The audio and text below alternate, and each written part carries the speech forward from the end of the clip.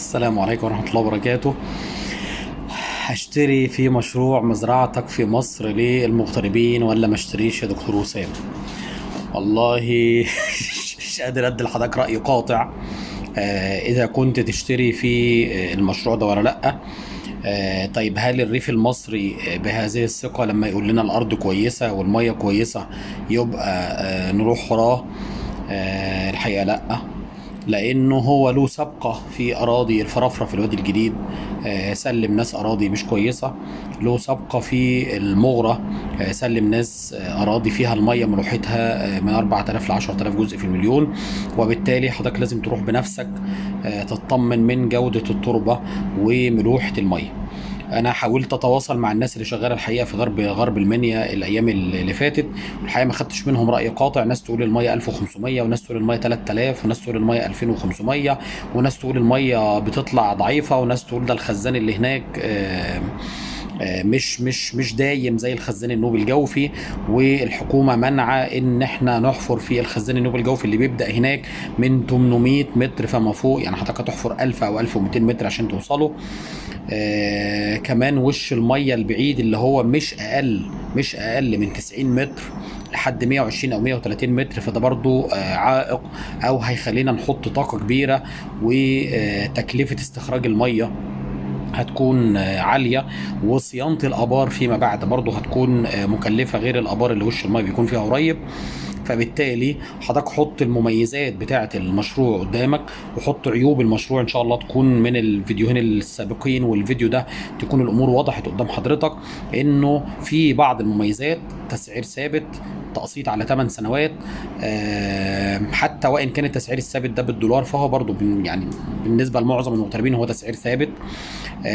مده تقسيط طويله شويه، ممكن تكون جوده تربه اقل شويه، جوده مياه اقل شويه، لكن حط المميزات والعيوب قدام حضرتك وبعدين خد قرارك. لو انا اللي باخد القرار الحقيقه لا، ما اروحش.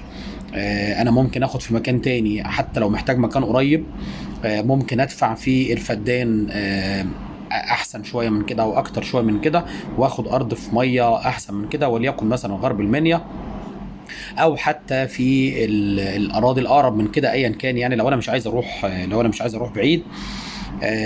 وبالتالي غرب المنيا بالنسبه لي انا شخصيا اختيار مش بالنسبه لي مش احسن حاجه، لان في اختيارات تاني كتير، سواء في المسافه القريبه او حتى المسافه البعيده زي ما احنا واخدين مثلا في الوادي الجديد.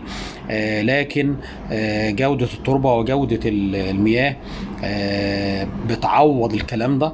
فكل واحد ادرى بظروفه. انا ما اعرفش ظروف حضرتك ايه، تقدر تتابع ما تقدرش تتابع، تقدر تروح المشوار البعيد ما تقدرش تروحه، تقدر تاخد مساحه صغيره تقدر تاخد مساحه كبيره. كل واحد له ظروفه. في ناس يناسبها جدا مشروع المغتربين بتاع الريف المصري انه ياخد 40 فدان، والريف المصري يدير له. والحقيقه هم حاطين رقم عالي جدا للاداره: تلت الانتاج مش تلت الربح. بمعنى انه حضرتك هتصرف على الزرع من فروم اي تو زد، من الالف للياء. والشركه هتاخد من 30 ل 35% من الانتاج.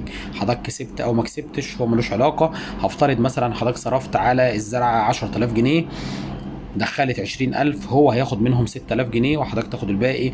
لو دخلت 15 هو هياخد منهم 4500 جنيه. دخلت ال10 اللي حضرتك صرفتهم هو هياخد منهم 3000 جنيه وهكذا. فهو واخد من 30 ل 85% من توتال الانتاج، مش من صافي الربح بعد المصاريف.